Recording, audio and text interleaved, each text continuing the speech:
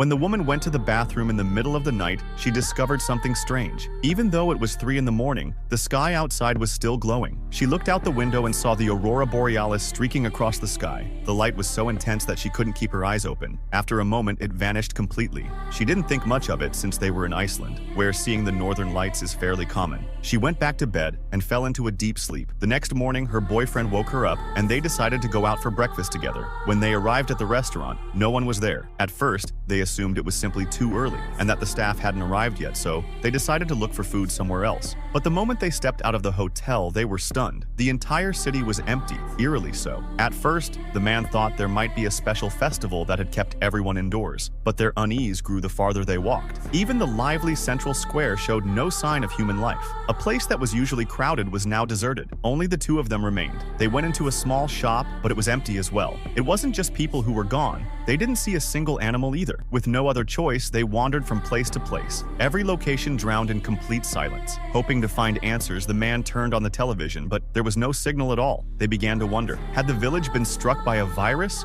or was this the result of an alien invasion? There were no answers. They returned to the hotel, only to discover that the news online was still frozen on the previous day. The woman tried calling her friends, but no one responded. The man grew anxious, took his girlfriend's hand, and they went back outside in search of any clue. They came across a car parked on the road. Its windows were open and the engine was still running, but the driver was nowhere to be found. They got into the car and drove toward the mountain peak, but the villa district there was completely empty as well. It felt as though the world had abandoned them. What began as a simple trip had turned into something unbelievable. When they returned to the hotel, it was already midnight. The woman was so exhausted that she collapsed onto the bed, convincing herself that everything they had experienced was just a dream, and that life would return to normal the next day. But when morning came, there were still no emails, no messages, nothing. That's when they realized they might be the only two people left in the world. Even so, they had to keep living. Once they accepted it, they rushed to a large supermarket and stocked up on massive amounts of supplies. They moved into a luxurious house, bought clothes from the most famous brands, went to bars, and did whatever they wanted,